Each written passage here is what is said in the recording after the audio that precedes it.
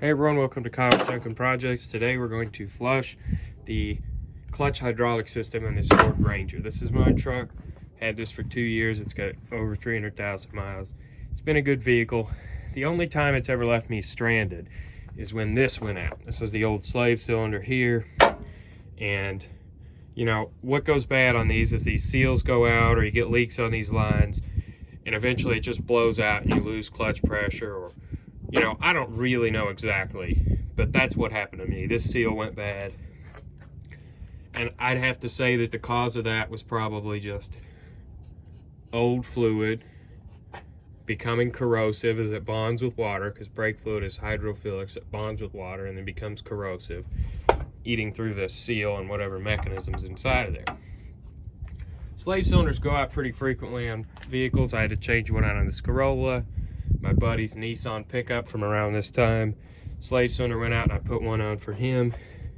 It's common, and really I don't do all this stuff in other vehicles, but the Ranger and some other vehicles have an internal slave cylinder, so this sits right over the input shaft of the transmission. You have to remove the transmission to change this thing, so that's why I'm taking some extra precautions here.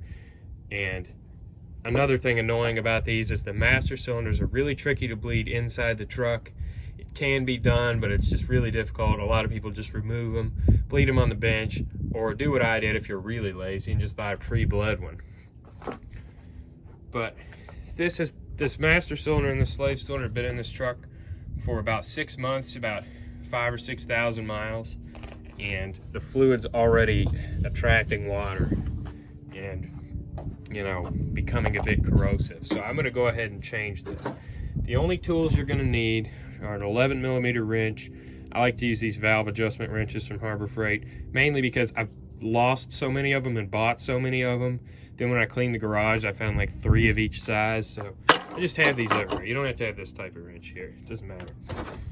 So brake fluid, this is like 12 or 13 bucks for this whole gallon on Rock Auto. That's what we're going to be using. So start by just removing the cap off of your little reservoir there. Get a drain can, go underneath the truck.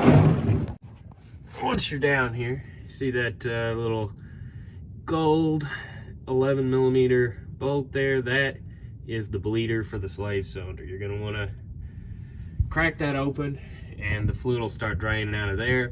As it drains, just keep topping off the reservoir there. It's going to take a while until what's in the system is just nice, new, clean fluid. While you're down here, it's a great time to look around the back of your transmission, see if it's all wet.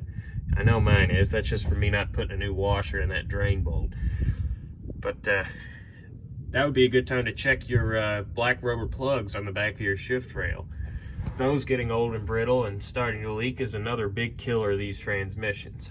That was a problem with mine, and I fixed that by hammering in metal freeze plugs when I changed my clutch and slave cylinder. If I had to do it over again, I would have just went to the Ford dealer and gotten the rubber plugs. You can change those while the transmission's still in, and hell, they lasted 300,000 miles. So you can see after I've cracked that open, it starts draining, and you just kind of let it go like that for a while. Gravity bleed itself, it won't let any air into the system. Just let that go. Like I mentioned earlier, this master cylinder is really tricky to bleed. A normal car, changing the slave cylinder, it wouldn't be a big deal if you let this run all the way out. Still avoid doing it, but on this, it's really crucial to not let this, you know, run out. So just keep topping this little jug off while you're doing this. Don't let it get empty. Pretty easy to deal with. I'm just gonna do this until I run out with this little container here, 12-ounce container. Just the same stuff that was in there. It's just easier to pour out of this. But yeah, I'll check back and tell y'all how long it took when I'm done. So it's been about 10 or so minutes, and I'm about 3/4 of the way done with this bottle of brake fluid. And I figured I would mention that if you're doing this and your fluid is just solid black, because brake fluid, once it gets corrosive, will start to look like this. It won't turn solid black naturally. That just means that some of the seals in your master cylinder are going bad, one of them is, or You know, could be your slave cylinder, a seal in there going bad. Now, I've driven the Corolla for like 2 years, and the fluid gets like that every few months, and I just keep on flushing it out because I'm too lazy and forgetful to buy a master cylinder for it. But I fully expect to one day I just get in there and the clutch just go right to the floor. But really, that's what that means, just a seal and one of your 2 components there going bad. Got the bleeder tightened up really good, cleaned everything up, the cap and all that. I'm just gonna put this all back in here, and we're gonna check, see how the clutch feels. Perfect. Feels normal, feels, you know, springs back quick. Feels a bit lighter than it did actually, so I'm going to start it and see if it still grabs at the same point.